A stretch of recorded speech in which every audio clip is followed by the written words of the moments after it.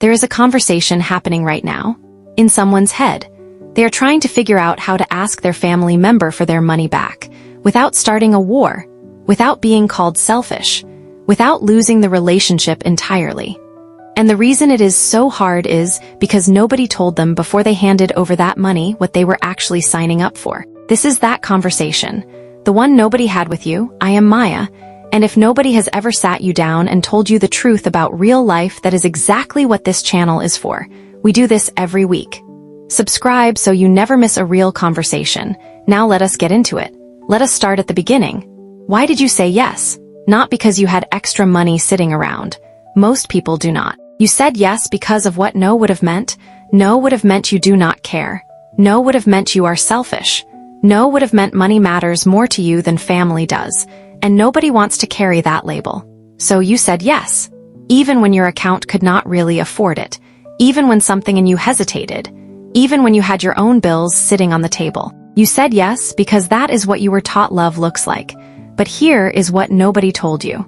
Saying yes to protect the relationship does not always protect the relationship.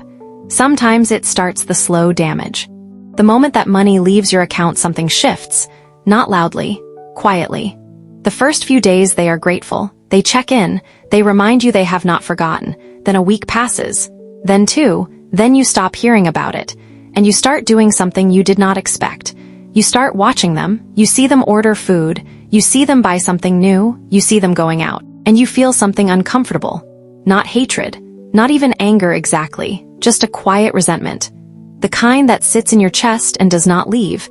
And now every interaction carries that weight. Every family dinner. Every phone call.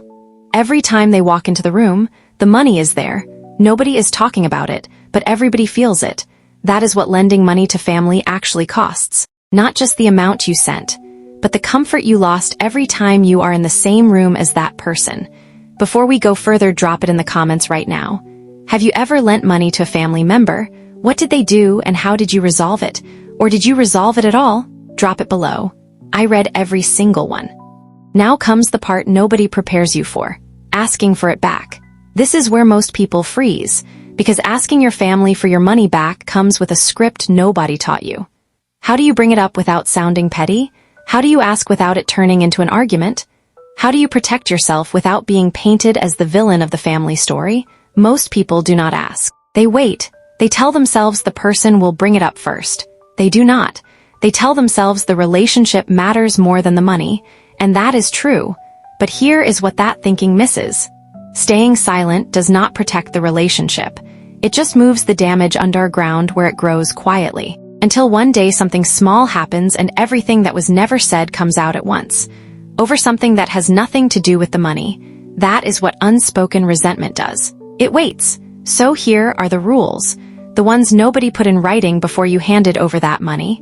Rule 1. Only lend what you can afford to never see again. Not what you hope to get back. Not what you believe they will return. What you can genuinely lose and still be okay. Because the moment you attach expectation to that money, you have already planted the seed of resentment. Rule 2. Say the terms out loud before the money moves. When will you pay it back? How much at a time? What happens if something changes? It feels awkward. Say it anyway. Awkward for 5 minutes is better than bitter for 5 years. Rule 3. Never lend money you do not have. Do not go into debt to help someone else avoid theirs. Do not drain your emergency fund for someone who is never building one. Your financial stability is not a sacrifice you owe anyone, not even family. Rule 4. If they do not pay you back, make a decision. Call it a gift and let it go completely, or address it directly. But choose one, because living in the middle angry but silent is the most expensive place to be. It costs you peace. Costs you the relationship slowly anyway. And it costs you the version of yourself that actually says what needs to be said. Rule 5. Protect the relationship. But understand that protecting it sometimes means having the uncomfortable conversation, not avoiding it. If this is hitting different right now, share this video with someone who needs to hear it. Share it now while it is still fresh. Not later. Now. Because someone in your life is going through this exact thing and they need this conversation. Here is what is really happening underneath all of this. The people who ask you for money are not always bad people. Most of them are just in a hard place. Most of them genuinely intend to pay you back.